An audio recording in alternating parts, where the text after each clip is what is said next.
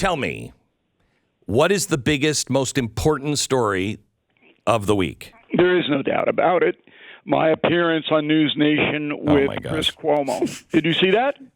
No, nobody saw that, Bill. Everyone saw it on the internet. Nobody saw it. Actually, Beck, you're misleading your fine audience. That got the highest rating they've ever gotten on News Nation. So that means every cameraman might have been watching. Anyway, as you know, it goes all out on social media. It goes everywhere. It goes to the Kremlin. So why was this important? Number one, the big story that day was another bogus, phony story that the corrupt corporate media jammed down the throats of the American public. That is, some anonymous source said Trump ordered him or her to move a box in the basement of Mar-a-Lago that contained documents. Phony story. You know the story, right? Yeah. Oh, you saw it everywhere, right? No, I didn't. Front page Washington Post. I don't know whether the front page New York Times, but played up big. And all the liberal networks played it up huge. Okay, so he gets on, Cuomo, and he goes, what about this? And I proceed to explain to him in a very gentle way, because you know how I am, how this is totally phony, and maybe you want to be a little skeptical thinking about Cassidy Hutchinson. Remember Cassidy Hutchinson? Remember that, Beck? I don't. To refresh from it, I remember the name. January 6th committee brings in this woman who worked in the White House who says that Trump lunged from the back seat of the presidential limo and grabbed the Secret Service agent. Right. Remember? Right, yes. How many days was that blanketing the American media? All right, 8, 9 days? Okay, it wasn't true. And the January 6th committee could have called the two Secret Service agents in the car to come in and testify under oath. They did not, did they? No. So why this is the most important story is it shows you that the media corruption is getting worse in America, not better. It doesn't matter how many stories are phony, 2 years of Russian collusion. And it's not a Trump story. I mean, he was involved with it because they hate him and they want to get him. But it's a story about Americans cannot get honest information. Okay, the January 6th committee voted this week. They've subpoenaed. It was unanimous. What a surprise. Yeah. They're going to subpoena to testify Donald Trump. Is he going to testify? Will he testify? No, of course he's not going to testify. And I would love to see that. I would love to see that. Well, he said on social media about an hour ago, I got a note from him this morning, and he said, I want to go and testify. I don't know if that's a good idea. But look, if he wants to go, then go. Yeah, let him go. Let him go. It sure would be fun to watch because he's got a lot to say. Let me give you a couple of other stories. One juror just could not do it. She said, I think he was mentally ill. The Parkland shooter got life in prison instead of the death penalty. You know, this is another flaw in our system. I don't believe in capital punishment because I am a Roman Catholic and I don't believe in abortion.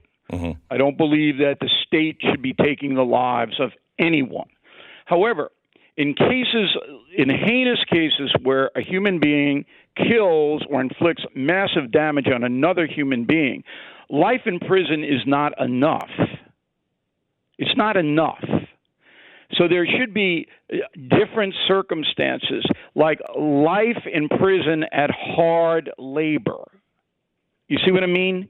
So that these people, they don't just sit there on their cot and watch TV, that they have to go out and they have to work every day and really make the punishment something that people dread almost as much as being dead. You with me here? Yeah, I tell you, I am pro-life. You know that of me, but I am pro-innocent life. And I've struggled with the death penalty back and forth. I don't want to take another life, but I will tell you that there are people that should just you've broken the contract suffer, with humanity. Let's make them suffer, okay? I don't want to torture people, but not anyway. Torture. Okay. Not torture. Just you have to work every day at hard labor for the rest of your life, no parole. That, I submit to you, Beck, would cut down on this heinous violence, because most of these people, they don't care whether they live or die. All right? They don't care. But facing hard labor for the rest of their life, that'll make them care. Okay, let me take you to what happened with Saudi Arabia this week. Ooh. Tell me your thoughts. Joe Biden apparently goes over. He says he didn't even talk about oil. None of this is true. Of course he talked about oil. He, according to sources that were there, he made a condition and said, you're only going to do 200,000 barrel or 100,000 barrel reduction. They made that agreement, and you're not going to do it before the election, which is exactly what they tried to get Trump on doing. The Saudi Arabia got pissed off. They made it 200,000 barrels instead of one. Biden threatened them earlier this week and said there's going to be retaliation. I can't tell you what, but there will be. And Saudi Arabia yesterday came out with a unbelievable letter against the president. Yes. I can tell you what the retaliation is. Hunter Biden's buying a condo in Riyadh. You know that? I would gladly send him over to Saudi Arabia. Yeah, that's the retaliation. Yeah. You handle Hunter. Look, here are the two most important points of the Saudi Arabian situation. I know you don't know this, and because you're a very busy, important man, but I interviewed former Secretary of State Mike Pompeo this week, and he had an amazing amount of insight into Saudi Arabia and Putin vis-a-vis Biden. Two things about Saudi Arabia. Number one, they obviously do not fear Joe Biden, and they want to embarrass Joe Biden. And in doing so, they've thrown in with Putin, which is just every American should now ever go to Saudi Arabia. Don't go through there. They're on the blacklist. But number two, what is worse about this is that the Biden administration, not Biden himself, but the Biden administration went to the poobahs in Saudi Arabia and said, hey, don't make the announcement till after the midterms. Right. I mean, really? Come on. Really? That's the worst part of it. That these people in the White House, they don't care about us. They don't care about us. Stock market's down 3,000 points since June. I mean, and then this guy runs around Biden and goes, oh, no, there's not a lot of inflation. Yeah, but where you live, there isn't. But every other human being in the country is getting pounded. So, again, we go back to why would any American vote Democrat in November 8th? So why would tell me what your gut is saying about the election. Is it stronger than it was last week? Every day it's getting better for the Republicans. Every day the Republicans don't say anything, it's getting better. As soon as they start to say stuff, then it gets bad. They just shut up for the next 3.5 weeks. Now, that is Mitch McConnell's, and I don't understand it. Why do you say that? Because the Republican Party has no central philosophy or leadership. Oh, yeah. Okay? Well, you'd agree with that, wouldn't you? Yes, I would. Absolutely. Okay. So just keep quiet. Let them destroy themselves. The Democrats are so bad. I mean, I don't know how it could be worse.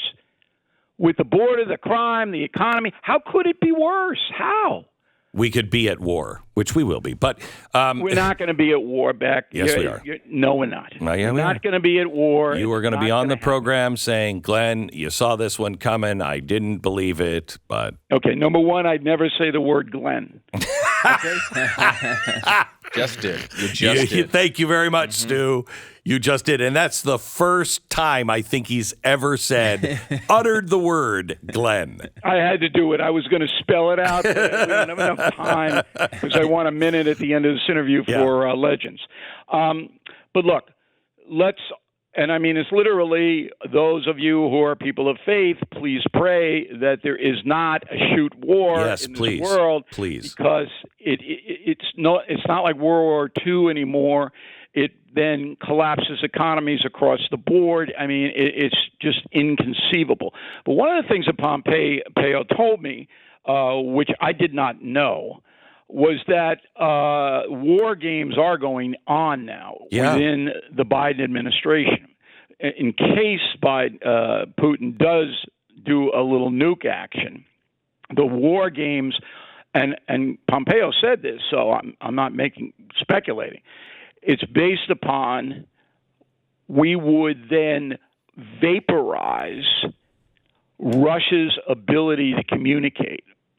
All of their social media, everything would go dark there almost immediately. So I will tell you, I know somebody who is, around the White House an awful lot.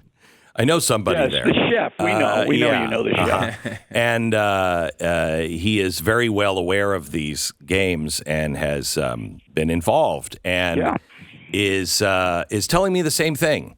And I know Pompeo has better sources than I do, but I have a pretty good source inside the White House that says it's frightening.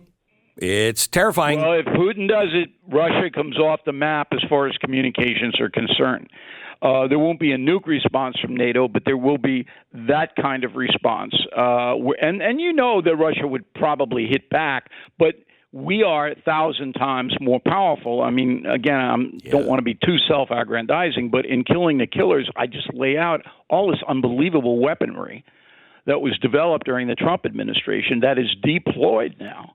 And Putin has got to know that if he ever did that Russia then goes dark.